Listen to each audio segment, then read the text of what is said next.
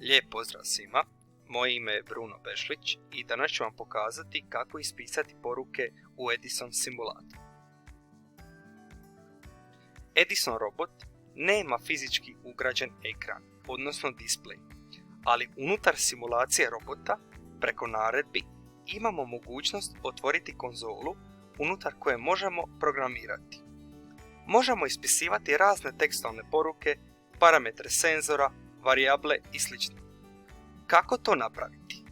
Za početak ćemo napraviti program koji će ispisati pozdravnu riječ Bog kada se robot uključi i to u trajanju od 5 sekundi.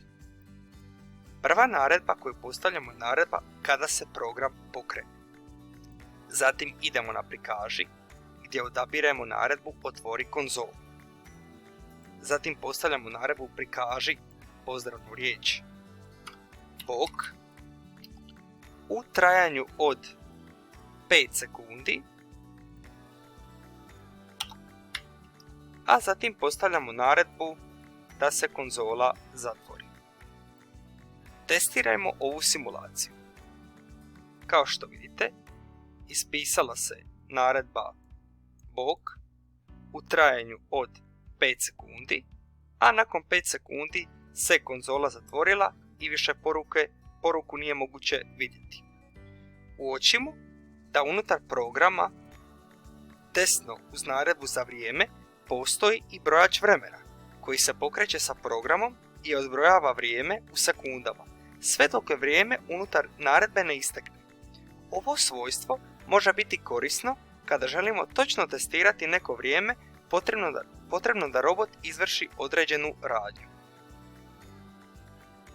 Iduće što ćemo napraviti je program koji će unutar konzole odabrati neki slučajan broj između 1 i 10, a zatim ga prikazati unutar konzole.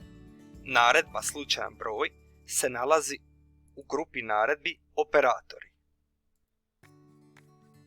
Kako to napraviti? Prvu naredbu koju postavljamo je naredba kada se program pokrene. Zatim idemo na prikaži gdje postavljamo naredbu otvori konzolu. Nakon toga stavljamo naredbu prikaži, a unutar ovog bijelog praznog okvira idemo na operatore i odabiramo slučajan broj gdje upisujemo brojeve između 0 i 10. Zatim stavljamo vrijeme u trajanju od 5 sekundi te zadnju naredbu koja će nam zatvoriti konzolu nakon 5 sekundi. Ako testiramo ovu simulaciju, pojavljuje nam se slučajan broj između brojeva 0 i 10, a to je u našem slučaju broj 3 koji će biti prikazan 5 sekundi na ekranu, nakon čega će se konzola zatvoriti i više nećemo vidjeti broj. Ako više puta testiramo ovu simulaciju, svaki put će nam se pojaviti drugi slučajan broj između brojeva 0 i 10. Kao što vidite, sada nam se prikazao broj 9, koji će također biti ispisan samo 5 sekundi, nakon čega će se konzola zatvoriti i više nećemo imati mogućnost vidjeti taj slučajan broj.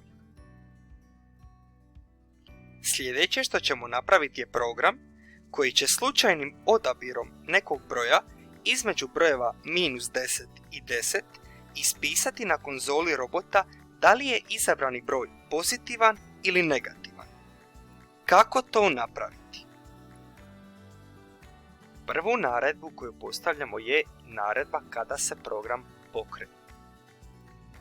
Nakon toga idemo na varijable gdje ćemo kliknuti na plus i dodati varijablu pod nazivom broj koju ćemo koristiti u našem programu.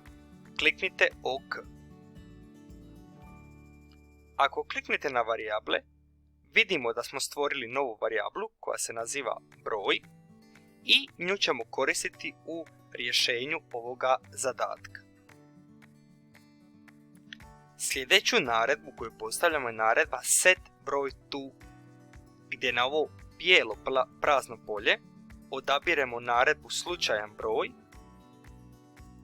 između brojeva -10 i 10. Jer nam se to traži u zadatku.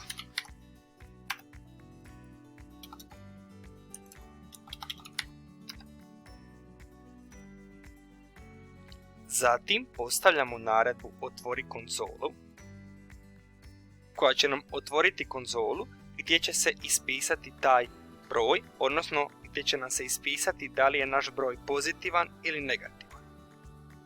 Sljedeću naredbu koju koristimo je naredba koju možemo pronaći u upravljanju, a to je naredba ako je, napravi nešto, ako nije, napravi nešto drugo.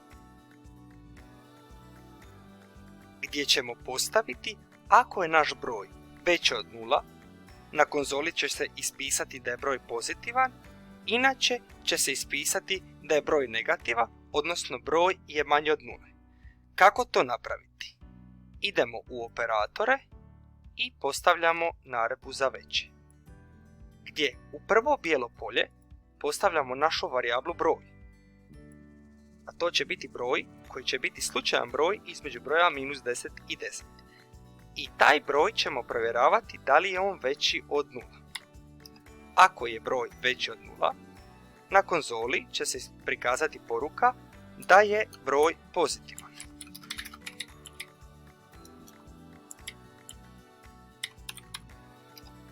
Inače, broj će biti manji od 0, odnosno broj je manji od 0 i na konzoli će se prikazati da je broj negativan. Ako testiramo ovu simulaciju, kao slučajan broj odabire se broj 6. Broj 6 je veći od 0 i stoga će se na konzoli prikazati da je broj pozitivan. Ako testiramo više puta ovu simulaciju, može se dogoditi da dobijemo da je pojedini broj negativan. Stoga će se na konzoli ispisati da je broj negativan jer je taj broj, primjerice u ovom slučaju broj -7, manji od 0, stoga je broj negativan. To bi bilo sve za današnju lekciju. Hvala na pažnji i doviđenja.